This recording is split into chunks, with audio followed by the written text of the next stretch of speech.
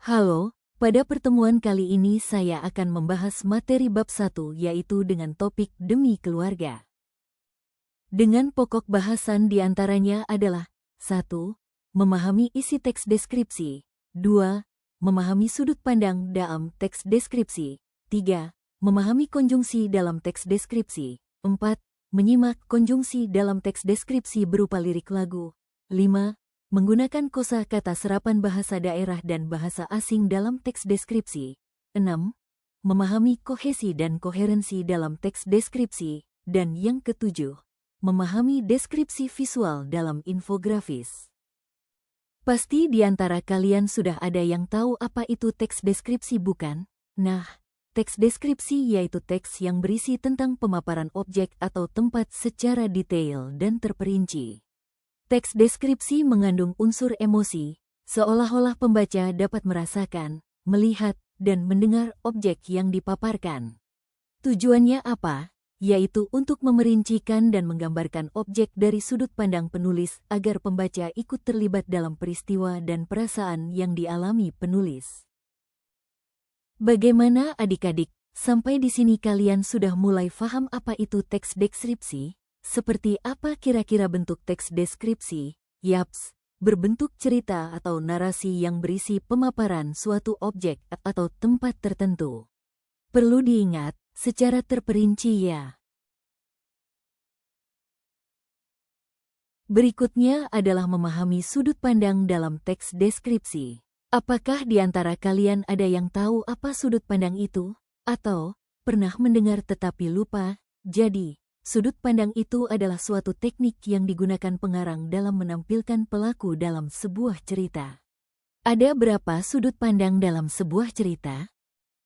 Yang pertama, ada sudut pandang orang pertama, yaitu sudut pandang yang digunakan pengarang untuk menampilkan tokoh dalam ceritanya dengan menggunakan orang pertama dan biasanya ditandai dengan kata saya, aku, beta. Yang kedua, sudut pandang orang ketiga, yaitu sudut pandang yang digunakan pengarang untuk menampilkan tokoh dengan menggunakan orang ketiga sebagai pengamat. Biasanya ditandai dengan kata ia, dia, atau nama orang. Dan yang ketiga, yaitu sudut pandang orang ketiga serba tahu, yaitu sudut pandang yang digunakan pengarang untuk menampilkan seolah-olah serba tahu sehingga pengarang dapat mengemukakan segala tingkah laku dan semua pikiran tokoh. Selanjutnya adalah memahami konjungsi dalam teks deskripsi.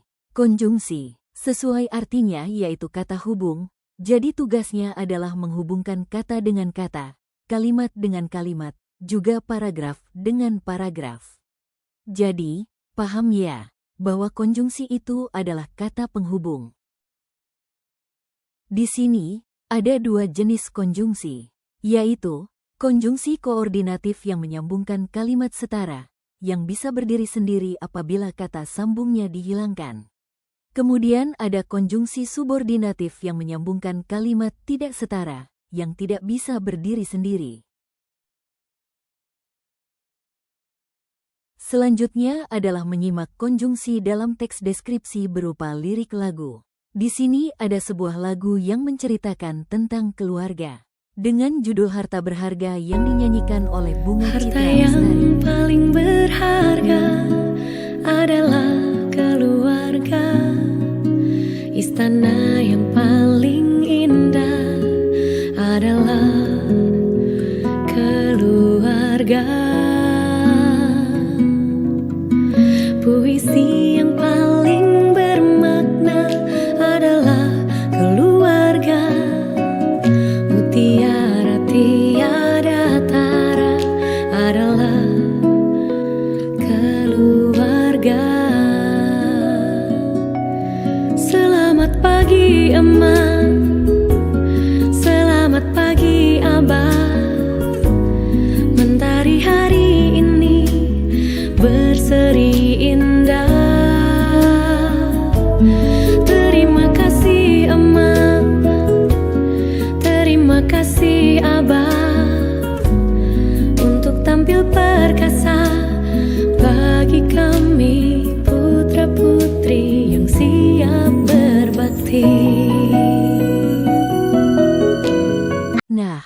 Bagaimana? Apakah kalian suka dengan lagunya? Apakah kalian pernah mendengar lagu itu sebelumnya?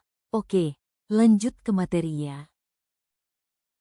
Oke, sekarang menggunakan kosakata serapan bahasa daerah dan bahasa asing dalam teks deskripsi. Kata serapan adalah kata yang diambil dari bahasa lain. Bisa bahasa daerah ataupun bahasa asing yang sudah disesuaikan ejaan, ucapan, serta penulisannya agar sesuai dengan kaidah bahasa Indonesia. Selanjutnya adalah memahami kohesi dan koherensi dalam teks deskripsi. Kohesi adalah keterpaduan bentuk, biasanya ditandai dengan penggunaan konjungsi. Sedangkan koherensi adalah kepaduan makna. Jadi koherensi lebih kepada alur atau keterpaduan antara makna secara logis. Dan yang terakhir adalah memahami deskripsi visual dalam infografik.